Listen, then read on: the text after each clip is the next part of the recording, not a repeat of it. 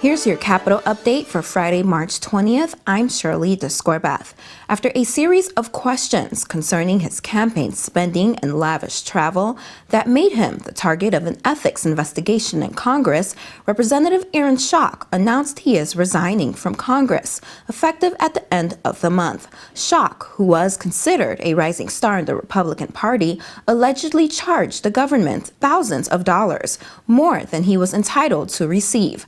Reports showed that Schock charged the government for many more miles than he actually had driven in his personal car. In a statement, Schock said he is resigning with a heavy heart, but the constant questions over the last 6 weeks have proven a great distraction that has made it difficult to serve the people of the 18th district with the highest standards. His last day in office will be March 31st. Following Schock's resignation announcements, a number of potential candidates said they are considering a run for Schock's seat. One candidate who said he is officially in the race is State Senator Darren LaHood, whose father held the same seat for 14 years. We spoke with him shortly after he announced his intention to run for Congress. Prayed about it. I talked to my wife and family about it yesterday and made the decision today to run. And I've gotten a lot of encouragement throughout the district from constituents and supporters and fundraisers and business people and everyday people. And so I'm excited for the opportunity, but I take nothing for granted. I'm going to have to work very, very hard. A special election to fill the vacancy will be held later this spring, but the seat is considered to be a safe Republican district, with the GOP having held the seat for over 60 years. The resignation of Congressman Schock was a bit of a distraction from what remains the big story at the Capitol, the need to fix the $1.6 billion hole in the state's current budget. The budget hole is there in part because of the state's income tax fell in January from 5% to 3.75%. We spoke to Dan Long, who heads the Commission on Government Forecasting, about the state's revenue problems. Personal income tax at 5%, which is dropping to 3.75, and corporate at 7%, which would be dropping down to about 5.25. So that's a major loss in revenue, because your largest sources are the corporate and the personal income tax in particular, and then you've got sales tax, and then you've got corporate tax.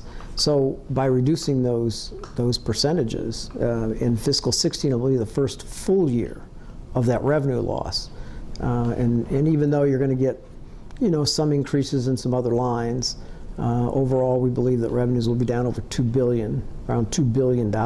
Some say if Illinois were a business, it would have to declare bankruptcy. However, states cannot declare bankruptcy, but cities in Illinois may soon be able to, at least if one lawmaker gets his way. State Senator Ron Sandack was in Chicago testifying Friday to urge passage of House Bill 298, which would allow municipalities to file for bankruptcy in times of financial stress.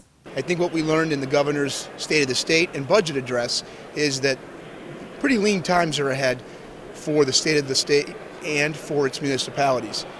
Currently, Chapter 9, Article 9 of the Bankruptcy Code provides relief, not liquidation relief, but reorganization relief for municipalities. It does require a state to authorize a filing, or that a filing be permitted before they can avail themselves of that.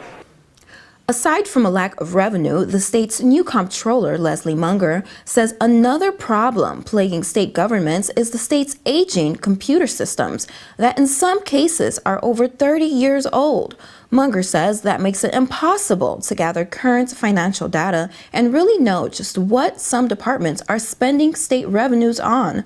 We spoke with her in an exclusive one-on-one about the problem.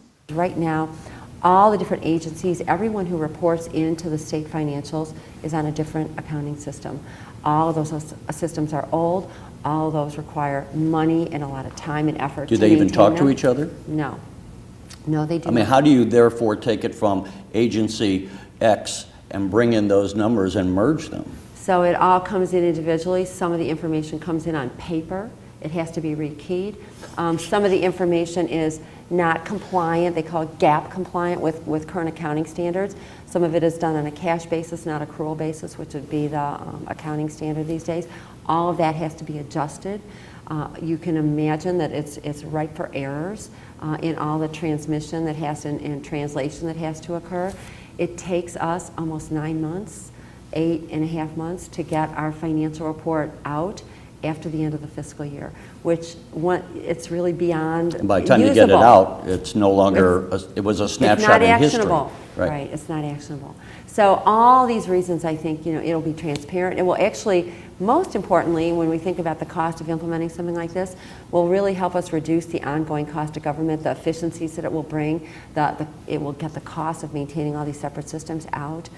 There's just a lot, it will help us be more efficient and more effective with how we use our financial data. And so I think it's probably the best thing I can do as comptroller. There are estimates, hundreds of millions of dollars it will save our state once we can get this implemented. You can see the entire 30-minute interview with Comptroller Munger on our YouTube channel at youtube.com/Illinois Channel TV.